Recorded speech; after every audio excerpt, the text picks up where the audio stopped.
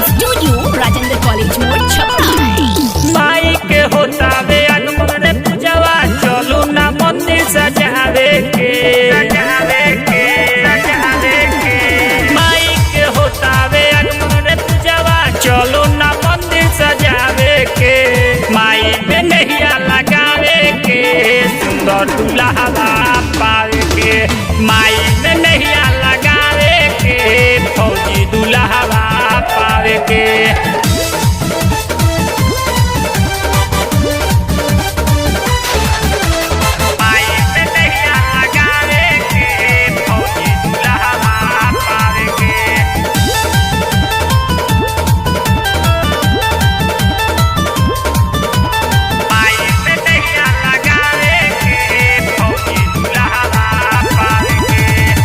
छुअल जाई चरण पूरा हो जाई लालासा नौमी में 9 दिन धोई जाई कालासा छुअल जाई चरण पूरा हो जाई लालासा नौमी में 9 दिन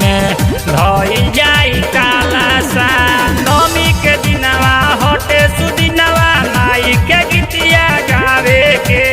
नौमी के दिनवा हटे सुदिनवा माई के गीतिया गावे के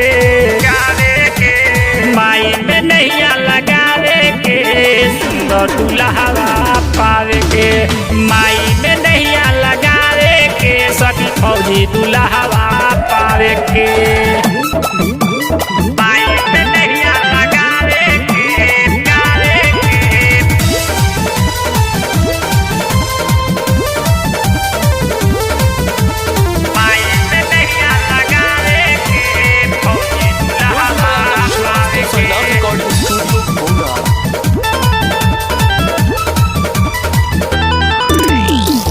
महिमा महान उनको जाने ला जहानावा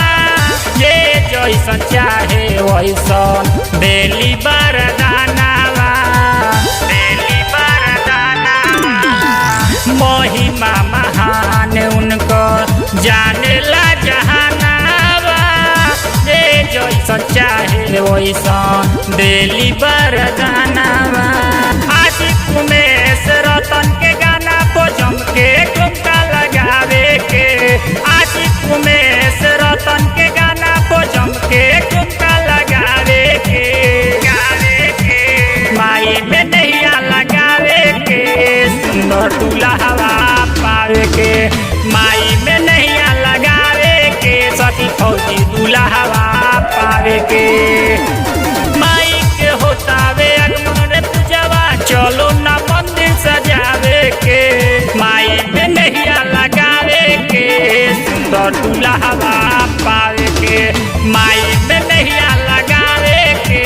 फौजी दुल्हा पावे के capital recording studio Rajendra college मोड़ छपरा।